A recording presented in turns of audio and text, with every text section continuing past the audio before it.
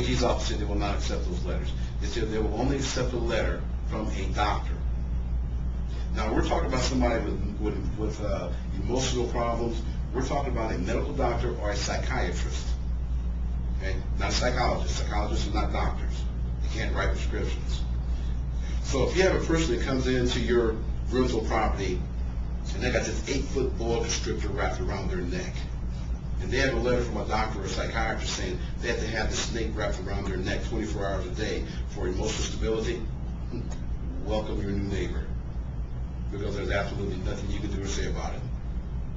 Okay? And if you reject renting that property to that person because they had to have that big snake wrapped around their neck, then you got a problem. Okay? And you'd be surprised how many people out there got those snakes wrapped around their neck. Quite a few. And to be honest with you, I would not be concerned about that snake. Okay? Because for what I've been told, the thing tastes just like chicken. Okay. Don't put a racial tag on fair housing issues. I cannot overemphasize that. It's the biggest problem you're going to find.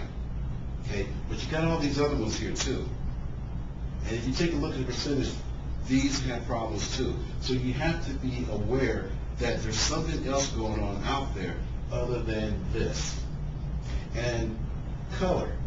Remember this, what I would advise you to do, if your customer is being discriminated against, one of the first things you want to do is assist that customer in getting a complaint filed. Okay? Help that customer file a complaint. Now, if your customer is not a 4-eyed green skinned Martian, call it a color discrimination complaint. Okay? Don't call it a racial. Let's start identifying this. So apparently the federal government says we're going to start identifying. This has never been counted. We've never seen anything on this before.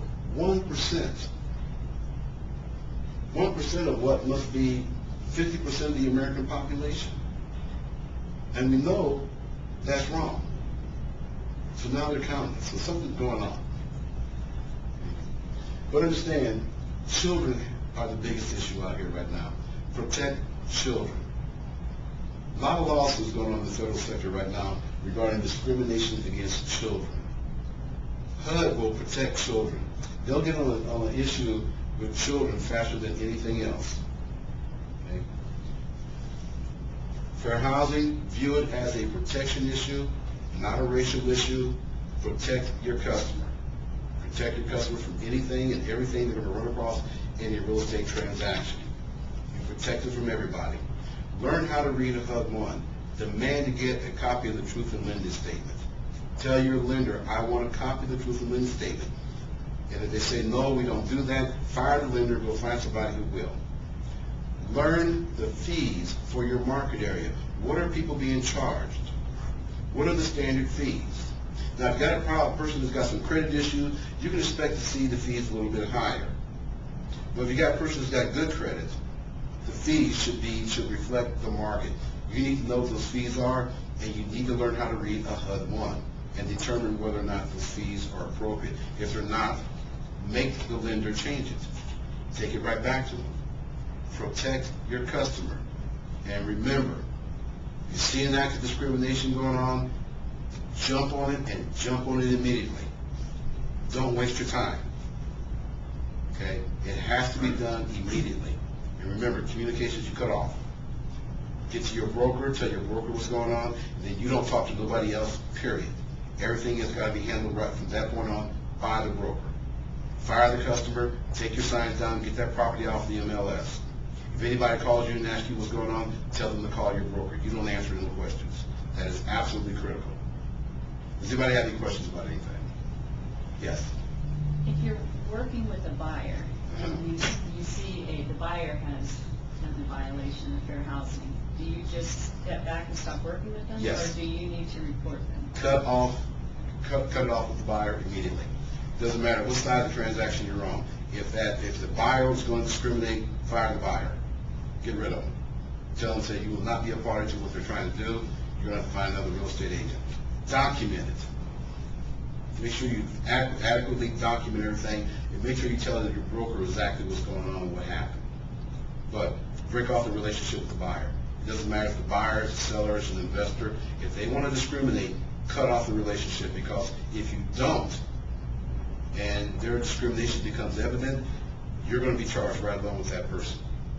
But you don't put in a complaint against your buyers. You tell your broker and she will if it's... Just let the broker know what's going on.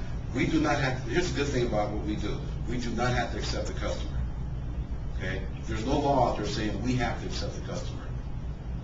Okay? If you have a customer that clearly is going to be discriminatory, tell them you got to go find somebody else. I won't work with you. Okay? Because you're going to discriminate, and I will not be a part of that discrimination. That's a violation of federal law.